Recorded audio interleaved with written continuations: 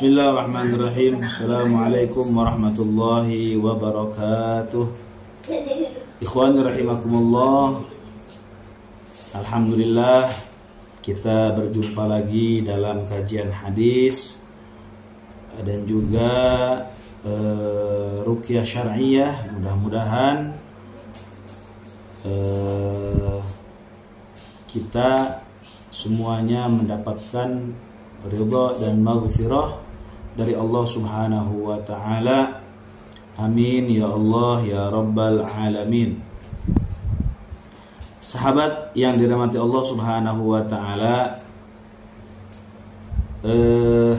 ketika seseorang terkena gangguan jin, maka biasanya ada gejala-gejala yang dirasakan oleh orang yang terkena gangguan jin.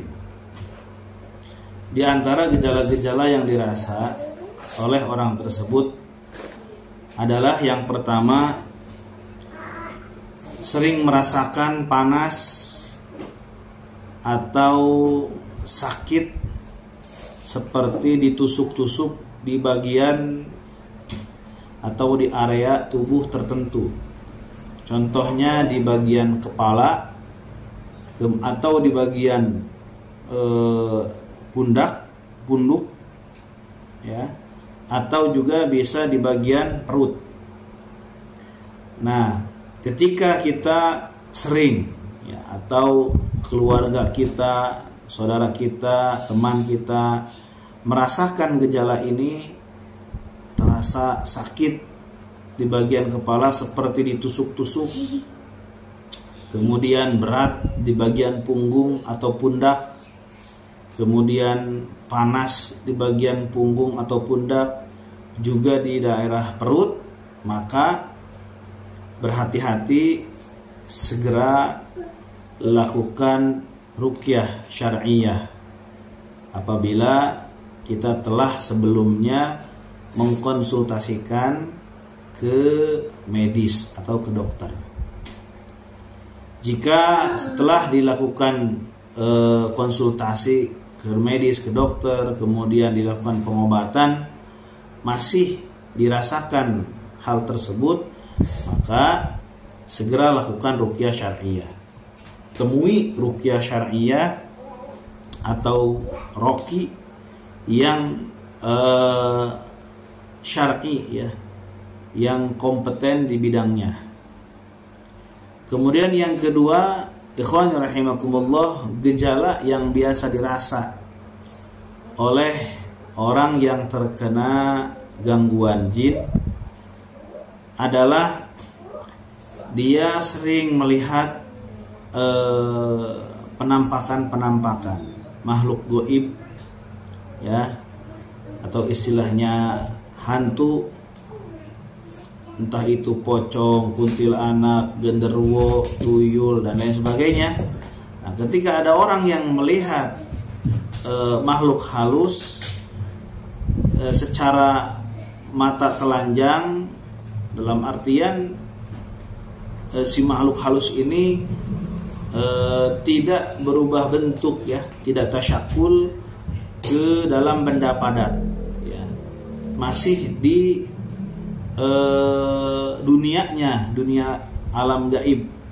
Nah, ketika orang bisa melihat itu, maka satu ciri orang tersebut adalah terkena gangguan jin, ya. Karena normalnya manusia itu tidak punya kemampuan untuk melihat jin dalam bentuk aslinya. Nah, ketika si jin ini tasyakul ke benda padat, contoh misalkan hewan berubah menjadi anjing, kucing, ular, dan sebagainya, maka semua orang, ya, itu mampu melihatnya, bisa melihatnya, baik yang punya gangguan jin ataupun yang tidak memiliki gangguan jin. Nah, yang ketiga, sahabat yang dirahmati Allah Subhanahu wa ta'ala, ciri seseorang terkena gangguan jin juga adalah ketika orang tersebut mempunyai kemampuan, ya, mempunyai kemampuan sesuatu, ya, yang padahal dia tidak pernah mempelajari skill tersebut atau kemampuan tersebut. Ya, contoh misalkan ketika ada seseorang yang bisa memijat, ya, yang bisa memijat, ya, dia mampu menyembuhkan orang dengan memijatnya, pijatannya.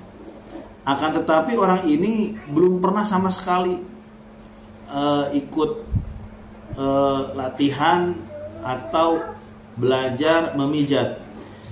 Secara tiba-tiba dia bisa mempunyai kemampuan untuk memijat.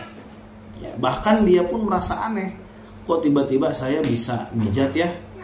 Kok tiba-tiba saya bisa menyembuhkan orang yang sakit patah tulang, contoh misalkan. Nah, ketika ada orang yang seperti itu, yang tiba-tiba dia mampu melakukan sesuatu skill atau kemampuan, maka ya dikhawatirkan itu adalah kerjaannya jin, ya. Jin ada pada dirinya, yang kemudian yang melakukan proses itu semua adalah jin tersebut. Nah, kemungkinan ikhwan rahimakumullah, jin ini adalah jin nasab, ya, jin keturunan dari orang tua atau leluhurnya, ya. Bisa kita pastikan leluhurnya itu ada orang yang pernah juga, ya. Leluhurnya itu kemungkinan ada yang pernah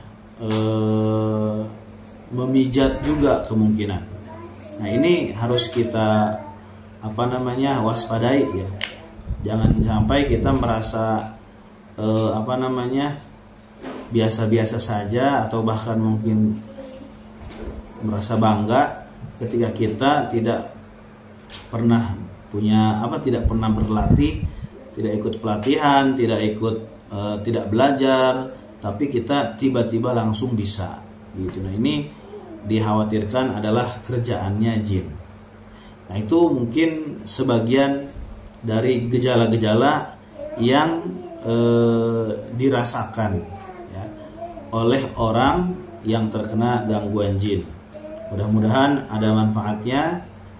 Terima kasih telah menyaksikan di channel ini. Jangan lupa di subscribe, di like, dan juga di share. Terima kasih. Wal afu minkum. Wassalamualaikum warahmatullahi wabarakatuh.